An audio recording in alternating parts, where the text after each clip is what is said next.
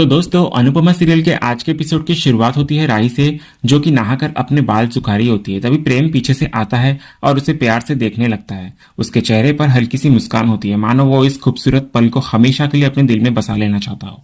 फिर प्रेम इधर धीरे धीरे राही के पास आता है और हल्के से उसके गीले बालों को छूकर कहता है, इतनी ठंडी हवा में भी तुम्हारे बालों की खुशबू गर्माहट दे रही है राही। तो राही इधर मुस्कुराती है और कहती है कि मुझे जल्दी तैयार होना है प्रेम रस्म के लिए, तो अब तक कुछ डिसाइड नहीं किया है कि मैं क्या पहनूं।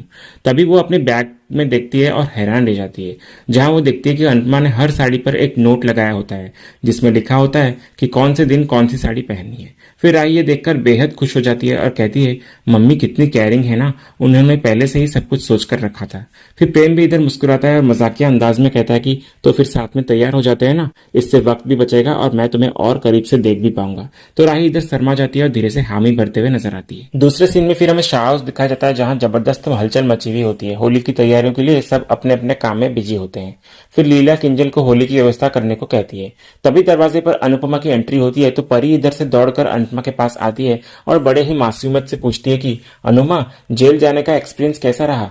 तो पूरा परिवार ये सुनकर चौंक जाता है, लेकिन लीला तुरंत मजाकिया अंदाज में परी को कहती है कि अगर तुझे इतना ही जानना है तो खुद कोई अपराध करके देख लेना। फिर सब लीला की बातों पे हंसने लगते हैं, लेकिन अनुपमा बड़े ही शांति से कहने लगती है कि कुछ खास नहीं था, हमारे जैसे ही लोग वहां भी रहते हैं, बस माहौल थोड़ा अलग था। फिर लीला इधर तंज कसते हुए कहती है कि तो अब तू अपराधियों को भी खाना खिलाएंगी। तो अनुपमा इधर मुस्कुराकर कहती है, हाँ, खाना खिलाना तो पुण्य का काम है और वैसे भी सरकारी काम मिला है तो पैसे भी समय पे मिलेंगे।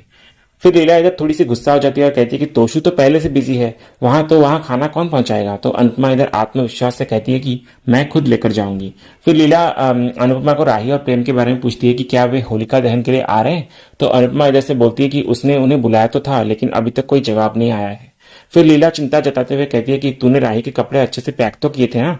तो अनुपमा इधर हल्के से मुस्कुराती है और कहती है, हाँ, उसकी जरूरत के सारे कपड़े अच्छे से पैक किए थे मैंने। दूसरी ओर फिर हम देखते हैं कि राही और प्रेम अपने खास दिन के लिए तैयार हो रहे होते हैं। इस बार नजारा कुछ अलग होता है, क्योंकि राही खुद प्रेम को तैयार कर रही होती है, प्रेम भी राही की मदद कर रहा होता है। उनके बीच एक प्यारा सा बॉन्ड झलकता है, जो हर रिश्ते की बुनियाद होती है।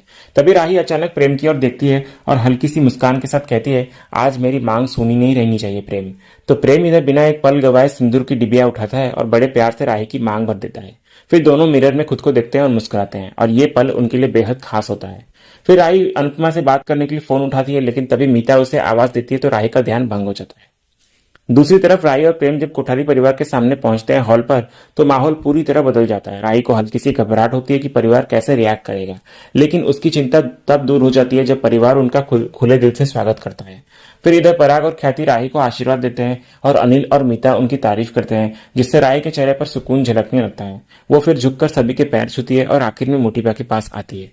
तभी राही संकोच भरे लहजे में मोटीबा को कहती है कि मोटीबा, पिछली रात जो कुछ भी हुआ उसके लिए माफ कर दीजिएगा। तो मोटीबा इधर गंभीर होकर उसकी ओर देखती है, फिर प्यार से कहती है, बीत गई बातें भूल जाने में ही भलाई है, लेकिन आज सारी रस्में अच्छे से निभा लेना। फिर राही राहत की सांस लेती है और सिर हिला लेती है। तभी इसी बीच हम देखते हैं कि सिक्योरिटी गार्ड आकर अनिल को कुछ चिट्ठियां सौंपता है। तो प्रेम ये देखकर बड़े ही जिज्ञासु होकर पूछता है, क्या इनमें से कोई खत मेरे या राही के लिए है। तो मोटीबा को इधर अचानक कुछ याद आता है, वही खत जो उन्होंने पहले ही जला दिया था। फिर अनिल इधर सिर हिलाते हुए प्रेम से कहता है, अभी तक तो कुछ नहीं आया है, लेकिन जैसे ही आएगा मैं तुमको बता दूंगा। फिर मोटीबा की आंखों में एक पल के लिए इधर चिंता झलकती है, लेकिन वो तुरंत खुद को संभालते हुए कहती है, अब ये सब छोड़ो, पूजा के लिए चलो। दूसरी तरफ फिर हम देखते हैं कि शाह हाउस में अनुपमा और बापूजी बात कर रहे होते हैं। बाबूजी अनुपमा के चेहरे पर हल्की सी बेचैनी देख लेते हैं और पूछते हैं, क्या हुआ अनुपमा, तू कुछ परेशान सी लग रही है। तो अनुपमा इधर बड़े ही गहरी सांस लेती है और धीरे से कहती है, कल जेल में मेरी मुलाकात राघव से हुई थी और न जाने क्यों मैं उसे भूल ही नहीं पा रही हूँ। तो बापूजी इधर चौंक जाते हैं, लेकिन शांत स्वर में पूछते हैं कि कौन है ये राघव। तो अनुपमा इधर खुद भी उलझन में दिखती है और कहती है कि पता नहीं बाबूजी, वो मेरे लिए एक अजनबी सा है, लेकिन ऐसा लगता है कि कहीं ना कहीं उससे मेरा कोई रिश्ता जरूर है। तो बाबूजी इधर मुस्कुराते हुए कहते हैं, कुछ रिश्ते पहले जन्म से जुड़े होते हैं बेटा, जो हमें इस जन्म में पूरे करने होते हैं। फिर बाबूजी इधर पूछते हैं अनुपमा से कि राही से कोई बात हुई। तो अनुपमा इधर निराश होकर कहती है, मैं कब से उसके फोन का इंतजार कर रही हूँ बापूजी, लेकिन अब तक उसका कोई कॉल ही नहीं आया। दूसरी तरफ इधर कोठारी हाउस में पड़ोस की कुछ महिलाएं आई हुई होती हैं। बातचीत के दौरान एक औरत राही से उसकी पढ़ाई, उसके परिवार और पिता के बारे में सवाल करने लग जाती है। फिर उनमें से एक औरत कहने लगती है, तुम्हारे पापा क्या करते हैं? तो राही इधर संयम रखते हुए जवाब देती है कि मेरे पिता नहीं है और मेरी माँ का बिजनेस है। फिर प्रेम को हम देखते हैं जो कि तुरंत आगे बढ़कर स्थिति संभालता है और कहता है, राही की माँ कैटरिंग का बिजनेस संभालती है और मैं भी उनकी कंपनी में काम करता हूँ। तभी एक महिला तंज कसते हुए कहती है, लेकिन वसुंधरा ने तो कहा था कि प्रेम की शादी किसी बड़े खानदान से होगी।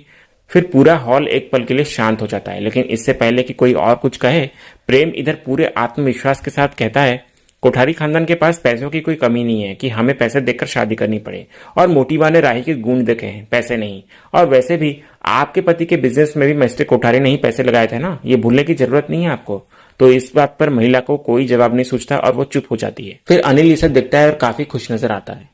इसी बीच हम देखते हैं कि बादशाह राधा को वीडियो कॉल करता है। दूसरी तरफ मोटीबा राही को एक खास रस्म के बारे में बताते हुए कहती है कि उसे कुछ थालियों को गिनना है और एक हाथ से बिना आवाज किए एक के ऊपर एक रखना है। फिर वो आगे कहती है कि घर में अगर 4 बर्तन होंगे तो आवाज तो होगी ही, लेकिन एक अच्छी बहू वही होती है जो रिश्तों को और घर को बिना किसी विवाद के संभाल सके। इसी दौरान फिर दूसरी तरफ शाह परिवार वीडियो कॉल पर राही की रस्मों का आनंद ले रहा होता है। तभी अनुपमा आती है और परी, अंश और ईशानी से कहती है कि अब वो वीडियो कॉल बंद कर दे, लेकिन सभी इनकार कर देते हैं। फिर अंत में अनुपमा भी राही को देखकर खुश हो जाती है। इसके बाद फिर इधर राही रस्म शुरू करती है और एक एक करके सभी थालियों को बिना आवाज किए एक हाथ से रखते हुए गिनती करती है। फिर जैसे जैसे वो आगे बढ़ती है सभी लोग उत्सुकता से देखते हैं। फिर आखिरकार राही यह रस्म सफलतापूर्वक पूरी कर लेती है और बताती है कि कुल 21 थालियां हैं। फिर ये देखकर सभी खुश हो जाते हैं और तालियां बजाने लगते हैं। फिर इस रस्म को सफलतापूर्वक पूरा करने के लिए ख्याति राही को एक हार गिफ्ट करते हुए नजर आती है। फिर आगे हम देखते हैं कि मोटी बा बताती है कि इस रस्म का मतलब है कि बहू अपने ससुराल की बातें मायके में नहीं बताएगी। ये सुनकर इधर अंश और परी काफी नाराज होते हुए नजर आते हैं। इसके बाद फिर अगली रस्म के लिए आटा मंगवाया जाता है, जहां मोटी बा राही से कहती है कि उसे इस आटे से गौ माता के लिए रोटी बनानी है। राही फिर ये सुनकर हामी भरती है, लेकिन तभी मोटी बा शर्त जोड़ते हुए कहती है कि उसे ये रोटी सिर्फ एक हाथ से बनानी होगी और बेलन का उपयोग नहीं कर सकती वो। तो इधर मीता को यह लगता है कि राही ये नहीं कर पाएगी, लेकिन अनिल और राजा उसे प्रोत्साहित करते हैं। फिर अनुपमा भी इधर सलाह देते कि वो अपने जीवन साथी से हेल्प ले। फिर राही बड़े ही चतुराई दिखाते हुए प्रेम की हथेली पर आटा रखती है और एक हाथ से दबाकर रोटी बना देती है। ये देखकर फिर सभी खुश हो जाते हैं और उसकी तारीफ करते हैं। इसके बाद हम देखते हैं कि प्रेम नाराजगी जताता है कि सारे रस्में सिर्फ लड़की के लिए होती है, लड़कों के लिए कोई रस्म नहीं होती क्या? तो फिर अनिल और राजा भी उसकी बात से सहमत होते हैं और इधर पराग भी मजाक से कहता है कि उन्हें तो सिर्फ घोड़ी पर बिठा दिया जाता है और इस बात का डर रहता है कि कोई घोड़ी उन्हें गिरा ना दे या लेकर भाग ना जाए। फिर आगे मीता प्रेम से कहती हुई नजर आती है कि अगली रस्म उसके लिए भी है, जिससे प्रेम बहुत खुश हो जाता है। फिर मीता आगे बताती है कि इस रस्म में राही और प्रेम को पानी में डाली गई अंगूठी ढूंढनी है और जो पहले अंगूठी ढूंढेगा घर में उसी का ज्यादा दबदबा रहेगा। फिर आगे हम देखते हैं कि मोटीबा प्रेम से कहती है कि उसे इस रस्म को हर हाल में जीतना होगा। फिर दूसरी तरफ शाह परिवार इस बात से काफी असहज महसूस करता है और इधर प्रेम कहने लगता है कि वो तो चाहता है कि हमेशा राही की ही चले। फिर हम आगे देखते हैं कि रस्म शुरू होती है और राही और प्रेम अंगूठी ढूंढने लग जाते हैं। सभी इस खेल को लेकर काफी उत्साहित नजर आते हैं कि आखिर जीत किसकी होगी। फिर राही चुपके से अंगूठी प्रेम को देती है, लेकिन प्रेम उसे वापस राही के हाथ में रख देता है ताकि वो जीत सके। आखिरकार फिर राही अंगूठी ढूंढ लेती है और इस रस्म की विजेता बन जाती है। सभी फिर खुश होते हैं, लेकिन मोटीबा के चेहरे पर नाराजगी साफ झलकती है। फिर आगे प्रेम मजाक से कहता है कि अब वो आधिकारिक तौर पर जोरू का गुलाम बन गया है। ये सुनकर इधर मोटीबा और ज्यादा नाराज हो जाती है। वहीं दूसरी तरफ अनुपमा ये सोचकर चिंतित हो जाती है कि जितनी बार प्रेम राही की तारीफ करेगा उतनी ही बार वो मोटीबा की नजरों में खटकती जाएगी। और इसी सीन के साथ ही आज का ये एपिसोड यहीं खत्म होता है। तो दोस्तों, आने वाले अपकमिंग एपिसोड में हमें देखने को मिलेगा कि शाह परिवार और कोठारी परिवार होली का जश्न मना रहे होते हैं। इसी बीच प्रेम को ये पता चलता है कि उसका इंटरव्यू लेटर बहुत पहले ही भेज दिया गया था। दूसरी तरफ फिर हम देखते हैं कि जेल में राघव अनुपमा से टकराता है और जोर से चिल्लाता है कि मैंने खून नहीं किया। ये सुनकर फिर इधर अनुपमा हैरान रह जाती है। तो आप लोगों को क्या लगता है कि क्या प्रेम को अपना इंटरव्यू लेटर मिल पाएगा और राघव की सच्चाई है क्या? अपने विचार हमें कमेंट में जरूर बताएं। साथ ही अगर आज का वीडियो आपको पसंद आया तो वीडियो को लाइक भी करें, शेयर भी करें और सब्सक्राइब करना ना भूलें, ताकि ऐसे ही रोज डेली एपिसोड के अपडेट्स आप सबसे पहले पा सकें। तो मिलते हैं हम एक नए एपिसोड के रिव्यू में, तब तक के लिए स्वस्थ रहें, मस्त रहें।